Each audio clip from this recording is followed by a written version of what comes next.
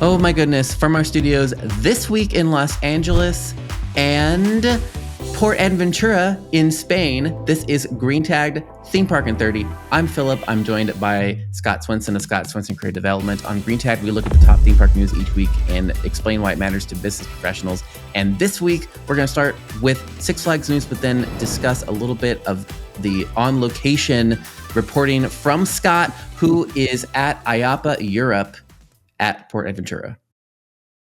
Yep. I'm here for the IAP stuff, the IAP training. And then tomorrow we'll do an edu tour. And then we head back to Barcelona to do the actual expo itself, where I'll be doing another session and get a chance to walk the floor. So at least for part of the day. So, but let's talk about Six Flags, because I think this is a very interesting story. Don't panic. I'll talk a little bit about here too, because I think it's really cool. Yes. So we're going to start off this week with a little bit of news that came out from Six Flags. Everyone has been reporting on. And basically, it's that the attendance is up. So Six Flags attendance increased 3% compared to last year following the bad previous earnings call, which we talked about. They attributed some of their previous decline to bad weather, and presumably that has passed a little bit. They said that season pass sales for 2026 are strong, and they have reaffirmed their full year EBITDA. Now, here's the thing. Buried in all of this, if you actually read the full disclosure, you'll see that attendance is up, yes, but revenue is down because people are paying less per ticket. So basically, management is arguing that they traded some short-term ticket pricing power for long-term volume and pass holder growth. And that's what they're really trying to do, is they're just trying to they're basically reducing the price of the ticket, cheapen the price of the ticket to get more pass holder growth. And then they're saying that that's going to be more long-term because they're hoping these guests will spend more over time. So the argument then, of course, only works if the quality is maintained, because otherwise the pass holders aren't going to come back enough to offset this pricing degradation, right? That's me. Sorry. That's my interpretation of it. So it's admissions per cap fell about 7%. So that's a chunk that it's fell due to the discounts and promotions for that. The mix also mattered. So there's more lower spending customers. So it's skewing prices downwards. So I guess it's not all bad. I think there are some things to consider, right? It's like, I think all of this hinges on the quality. And every time we've talked, and I'm just going to say, every time we talked about Six Flags, everybody in the comments has said the quality is terrible. Like, I haven't found anybody who has said the quality has maintained, but we don't have the guest satisfaction survey data with us, right? So maybe they don't, the guests are okay, they don't care, or potentially they're attracting newer, more price sensitive demographics, like they're bringing in people who never would have paid full price. And so they care less about the quality, right? By that thing. So there's increasing that. And, we still don't know, right, how the pass holder engagement is going to go over time. So I guess there's still a chance for the strategy to work. I guess I'm just saying that I'm not even sure what we would look at to watch the indicators. One indicator we might look at is Halloween. And as we reported last week, they removed all of the Wednesday dates from Not Scary Farm before opening, and had to rebook people. They weren't offering refunds, which I thought was weird.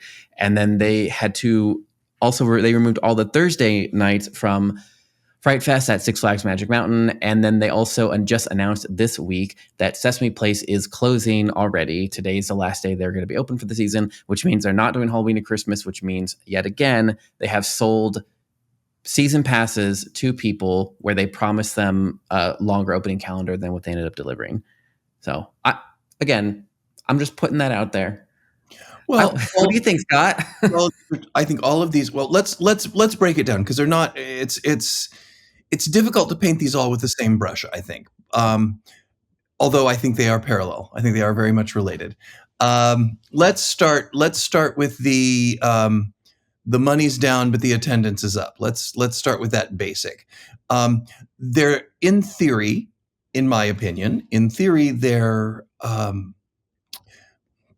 justification is is accurate. It could potentially work to their advantage to draw more people in. There's always been that we talk about North Star all the time. And when you're not reaching your goals, quite often it is a popular choice with large parks to switch your North Star. We're Mm, talking about let's make our North Star. We're going to make X amount of dollars. Okay. But when you see that you're not going to make that, then you have to spin the narrative, because quite often you have to convince your stockholders we're doing okay. We're yeah, doing okay. And yeah, quite honestly, they probably are doing okay. They're not doing great, but they probably are doing okay. What you have to recognize is stockholders don't get paid in attendance. Stockholders earn their money in revenue and profits. So um, could this potentially work by opening up their park to a newer audience, a different audience? To your point, Philip, an audience that may not have come at full price. yep, Yeah, that may work for them, but how are they going to maintain that office or those guests who weren't able to come at full price when they go back to full price? that's right. When they start to bring their ticket price back to where it should have been. It's kind of the old adage: if you have a $50 pair of jeans and you sell them for 10, you now have a $10 pair of jeans, because nobody's going to pay the $50 for them again. Um, so you have to be kind of careful with this strategy, because this strategy, it's the same idea, and several parks have done it now, which is the pay for a day, come back all year, Yep. making a limited season pass of some sort. Excuse me, the price of one admission. And on paper, it's an easy sell, because you can say, oh, look, most guests in our area only come once a year anyway. So if we can get a second visit out of them, then we'll earn more in culinary merchandise, bringing along a friend, that kind of thing. Yep. Sorry, I've been talking all day, so it's hi. So I think that's an important thing to keep in mind. I am not going to say that this is disastrous news. I'm not going to say that they're doing this to be deceptive. I will say that this is kind of common practice. So when they recognize we have to have something positive to tell our stockholders, I think we've seen a different version of this with other parks in the past. Sometimes it's, hey, look at all the new things we're building. That Yep. happens. Sometimes it's, look at our per cap. Our per cap is skyrocketing. Okay, but that's because half the number of people are coming to the park, and your Yep. overall revenue is tanking. Yep. There's there is, I would say, this much whitewashing going on just to be able to say Yeah. something good Yep. for the stockholders. And again, you don't want to lose the stockholders either. You got to make sure that they're going to be there to continue to support. So you got to, I don't want to say throw them a bone, but you have to do at least some positive spin. I will say though, I am so sick and tired of hearing that the weather is one of the reasons. I know. I know. I I know. will say It's funny. that since being here with a bunch of theme park professionals from around the world, we had a discussion yesterday that was, the stockholders are tired of hearing that weather is the issue. They're not buying it anymore. They're Yep. not believing it anymore. And they're also saying kind of what we've been saying is, the weather is not going to change. The weather is going to be the weather. And yes, it will vary slightly from season to season. Yes, there are wetter seasons than others. There are drier seasons than others. But what do we know? Well, you know what the average temperature is going to be. It will fluctuate, but you still know what the temperature is going to be. You Yep. know that it's going to rain sometime. So you have to have a plan for that. When we back during COVID, sorry, hate to use this reference yet again, but back during COVID, when I was taking the post crisis leadership certification, they basically said you have to make it part of your business model that you plan for these contingencies. It's not like, oh my gosh, the weather was so bad this year and it just caught us totally off guard. Well, that to me is more negative towards the planning of the company Yeah. than it is an excuse for not making your numbers. You have to plan for the fact that it could be a rainy season. You Yep. have to put that into your and plan for it ahead of time. If you don't have to put that plan into place, great. That's great. But you have to budget so that you can put that plan into place, whatever that plan may look like. And it may look like, you do a last minute, change. Um, you plan to have, return visits. Because I know nobody wants to do that. They always, it's like, rain or shine, no refunds. But Yep. the Yep. truth is, when you do that, then people leave and just simply don't come back.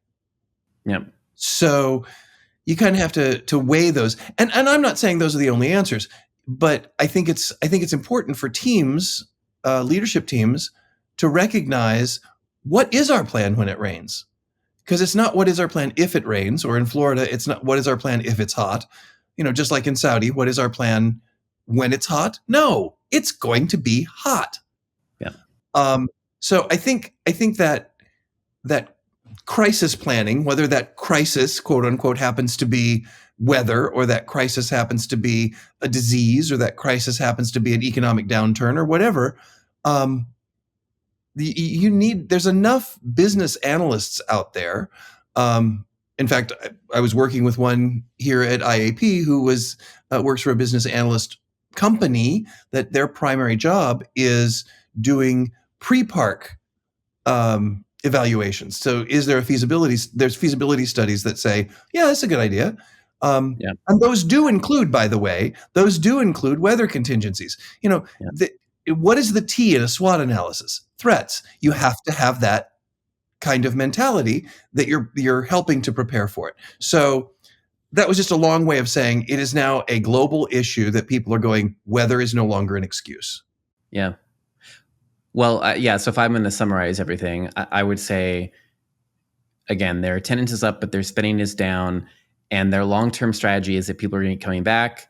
And to Scott's point, they have not, like, they blamed weather previously, and now the weather is fine, so they're not mentioning it yet, keyword yet. But they also have not made or announced any plans to resolve that. So what's going to happen again next year when the same weather happens again, right? And then the people don't come back that they're planning on coming back, and they've already degraded their pricing. I think that's what Scott's saying.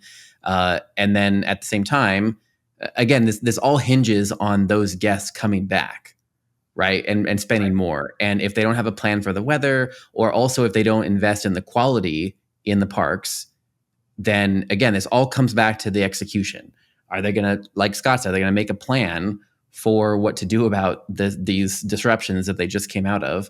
And are they going to make a plan to invest or to encourage people coming back? And so far, all we have seen is actions that do not align with that. Like, no plan about the weather, cutting seasonal events that encourage repeat visitation, not investing in quality improvements, like all the things that they're saying they have not been doing. They've just been doing stuff, like Scott had said, that kind of looks good to investors. Like, they've been going in cutting costs, and they've been changing the goalpost and cutting costs so that it looks good, but the quality has not improved so far. Like, I've seen nothing to say anywhere that the quality of any of the parts has improved, and I've also not seen anybody say that online. And in the hundreds and hundreds and hundreds of comments that we've gotten about experiences at Six Flags, nobody has said that the quality has improved. So that's the gamble. And then, of course, like to Scott's point, we just got out of the one rough weather season, and we're going to go into another one soon. And what are they going to do about that? And then if people don't want to go out because there's no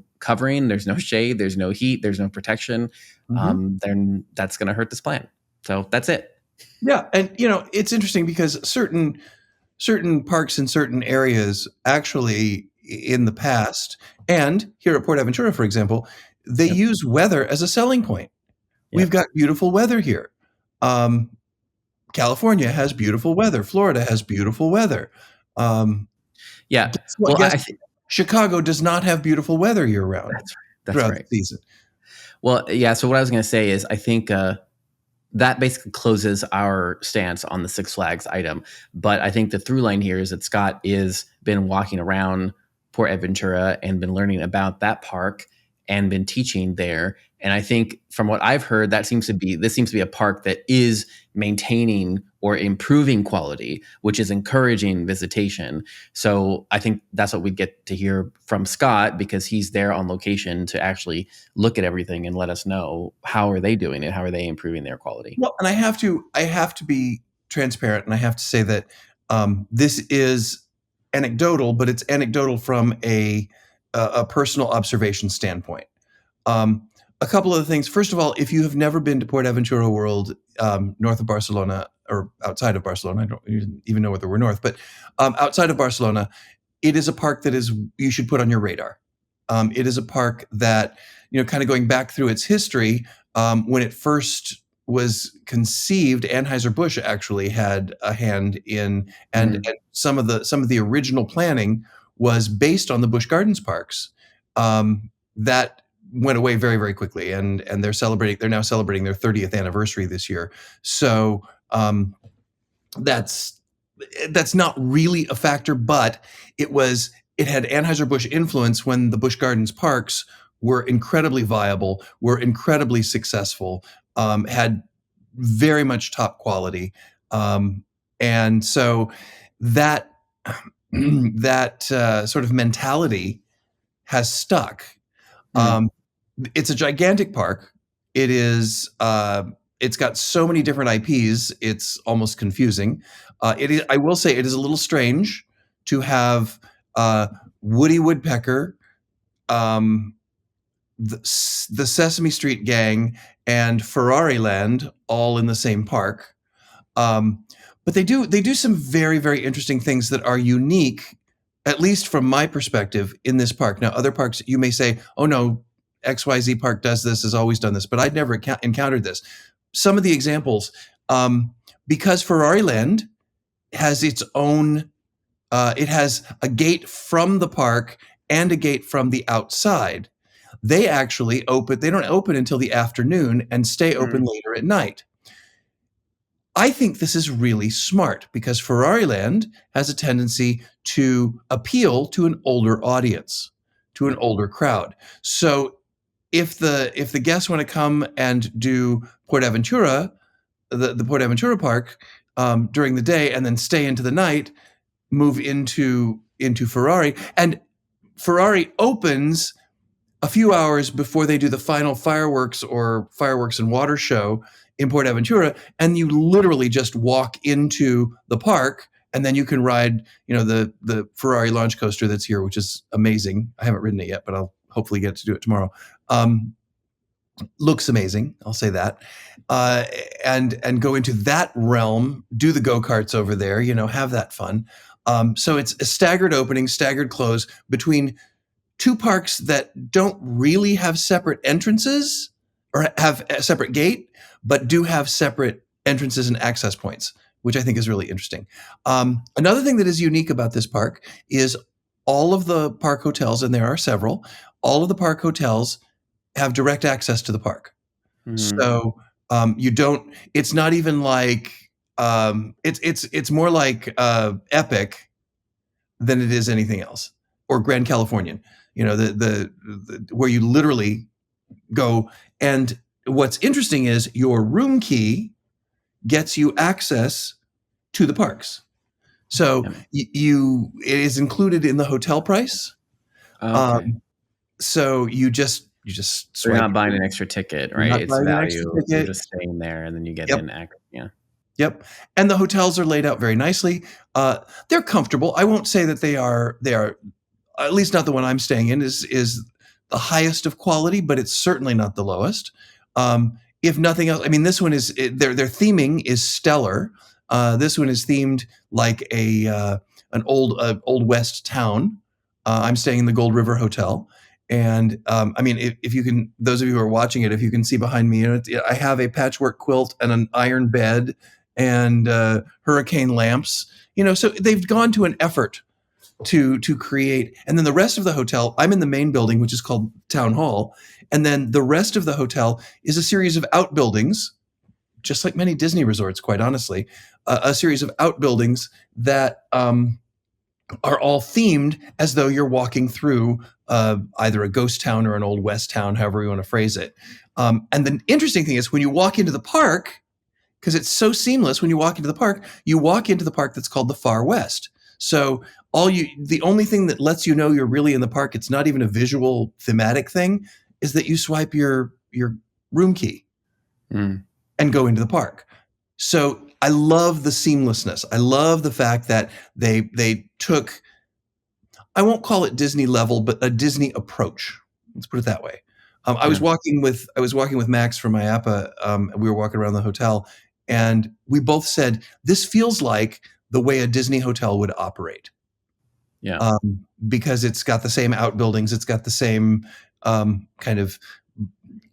They want to make sure that you feel like you're still having the Port Aventura World experience when you're in the hotel. It's not a disconnect. You don't have to ride a bus to it. You don't have to take any sort of train. You just literally walk out of the park and you're at your hotel, which I think is great. Other interesting things. I love their commitment to sustainability and being Mm. green. Um, and it's in a lot of obvious things, and then it's to me even more obvious in the little things, because sometimes if you do little things really really well and you take that attention to detail, it actually has a bigger impact than if you say I'm going to do this great big thing. And let me give you some examples. There are no paper cups in the park. When you buy a drink, it is in a plastic cup. It is a decorated souvenir plastic cup. And you're thinking, oh, okay, they just jack up the price, so you have to take the plastic cup home. But when you buy a drink, you also get a receipt that has a QR code on it, and you can return the cup with the receipt and get €1 back. So Mm. it's kind of like everything old is new again. If you're my age or older, you remember when soda bottles were like Coke bottles were glass, and you paid a deposit, and when you returned them, you got your deposit back. Mm. It's exactly that way with these. Now, I've chosen to keep this as a souvenir, which again puts more money towards their bottom line, because I'm sure this cup does not cost them €1. And it doesn't end up in a trash heap. It doesn't end up in a trash barrel. But the one that has, and all of the people that have been teaching IAP with me are just like, Scott, would you shut up about this? But these just kind of blow me away. Every convention center has, or convention facility at a theme park has disposable pens that they put out. And with the concern about microplastics in the oceans and how, disposable pens and disposable razors are two of the biggest contributors to that, the pens at Port Aventura World in their convention center are made of paper. Yeah. They're kind of made like the blending stick that you use when you do charcoal. Um, and then they've got a paper cap. So when they are thrown, and they write really well, they're not garbage pens. So at the end of the day, when 5 people have either left them or thrown them away or whatever, they're not contributing to the microplastics problem. Now, I haven't dissected them yet. I'm pretty sure that there is some plastic in the center to hold the ink, but they're basically rolled paper to make up everything else. And I Yeah. think that's brilliant. I think that is on brand for them. It is conservation minded, and it's really, really smart. So it's that kind of attention to detail that, when Philip talks about quality, that they're showing us. Now, once you get into the park is built with these beautiful vistas, all the different lands. There's Polynesia, there's Mediterranean, there's Mexico, there is the Far West, which is the American cowboy town, and then there's Ferrari World, and there's Sesame Adventure. Now, I have to say, I've worked in several parks that have had Sesame Street Mm. lands in them. This is my new favorite. It's huge, it's well done, and it has a dark ride that is a gamified dark ride, where you're trying to find the golden cookie, and or the giant cookie, and you ride with your family and strangers, whomever, and you have a wand that you point at the cookies and gain points, like Men in Black and all the, I don't want to call them shooter games, but they kind of are. Acme at Warner Brothers World in Abu Dhabi So it's that kind of gamification that's super fun. They have another new dark ride that I'm very excited to ride, but haven't done yet, called Uncharted, and it's going to be part of tomorrow's Edutaur, so I'm excited to see that. And then when you talk to the staff, the way the staff is trained is, I think, the biggest takeaway I'm gonna remember about this park. And the staff that you engage with, because they are dealing with people from so many different countries, those of you who are watching from the US, think about, well, they're only, the locals are all Spanish. Well, that's simply not true because of the location. We're so close to France, and they have a huge influx of guests from the UK as well. So sometimes communication, you would think, would be a little bit of a problem, but all of the staff has been trained to engage with you, and they know just enough French, English, Spanish, Catalan, all the local languages, to communicate, and they make an effort to do it. They are proactive in greeting guests. They are polite when they do it. And here's again another one of those weird little things that only Scott notices. One of the students at IAP said, "This guy has an eagle eye for detail," and I really do. Thank you, Elaine College. The difference between a good show and a great show is attention to detail. But anyway, in one of the there's bridges over the water effects, kind of like at or the water areas, kind of like at IOA, Islands of Adventure. Yeah. But there was a boat driving underneath, and it was a service boat that was bringing in one of the inflatable floats for the water show at the end of the night, and it drove underneath a bridge we were on, and they saw that we were watching them, and the driver of the boat, backstage behind the scenes guy, turns around and waves at us and says hello to us. So I know that seems like a stupid little thing, but if that is the expectation, if that is the quality level that these people are trained to, that's wonderful. Yeah. That's wonderful. I will say that this is one of the prettiest parks I've been to in a very long time. And I've seen a lot of parks around the world, but this one is, I was walking with Olivia from Aquarabia, the new water park that's going up in Qiddiya City in just outside of Riyadh. And she said, "I can't believe how green it is." Now, granted, she's been living in Saudi Arabia, so there's that. But it is gorgeous. It is absolutely beautiful. So I realize I've kind of raved on about the park in things that the marketing team probably would not have said, "Oh, that's what we're going to sell." Let's talk about our paper pens and our boat driver who waves at guests. But if that's the kind of level of detail that they're looking at, their theming is the same way. Every inch of this park right now, because they've just started their Halloween event. And this is the last thing I'm going to talk about. I know I've just kind of gone on for a rant. I'm sorry, but I am so impressed with this park that I wanted to share it with you guys. And again, I think these are all good takeaways that pretty much anyone can implement, and especially if you're trying to elevate the quality of your park. But they just started their Halloween event, and they handle it in a very unique way. Their Halloween event runs concurrently with the park hours. It opens in the afternoon and closes in the early evening. But it focuses on decor. There's park decor everywhere. There are more more real pumpkins. There are thousands of them throughout the park.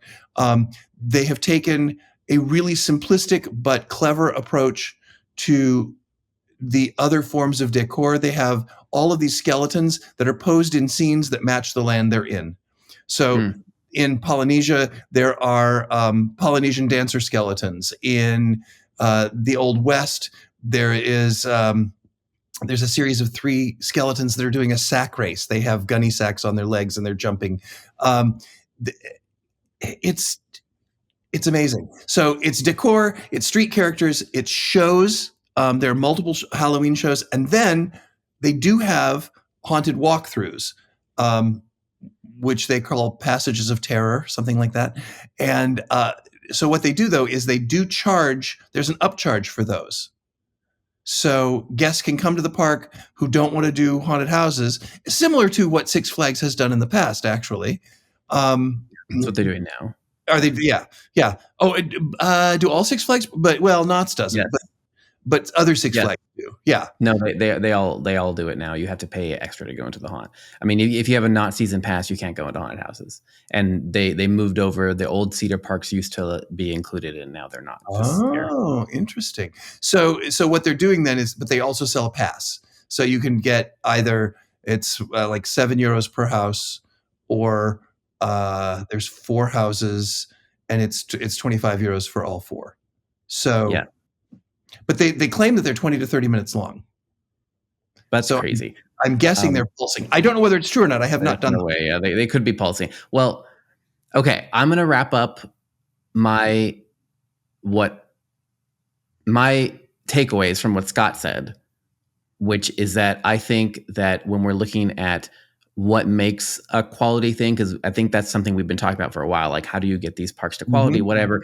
And like Scott said, that's not something that usually is marketed, but it's like more like it looks good and it feels good, and there are novel, surprising moments throughout your stay. Mhm. And that can be a combination of, as Scott said, the staff training, like it feels good because you're welcomed, because they engage with you, because the staff is happy to see you. But then it looks good in that, like, there's good it looks good. There's green, there's vistas, there's good sight lines. It just looks like a good place to be. But also the themed nature of the integration with the theming's integrated, all of that. And then those novel moments come, like Scott said, from the seamlessness. It comes from seeing the stuff like the skeletons. It comes like those elements where it feels good and easy to be at these parks. And there's not, you're not worried about all of these things we talk about, creature comforts all the time. You're not worried about where you can find the bathrooms, and everything is dirty, and no one says hi to you, and all these things. And when you eliminate all of that, I think that's what we're talking about when we say like quality. And the question is, can Six Flags get that quality that places like Port Aventura World have? That's Yeah. that's a great way to sum it all up, which is good because we're over time anyway, which should come as no surprise because Philip let me talk. So that's just the way it goes. Anyway, guys, thank you once again so much for continuing to listen or to watch us here on Green Tag Theme Park in 30. We hope we will see each and every one of you next week. Bye.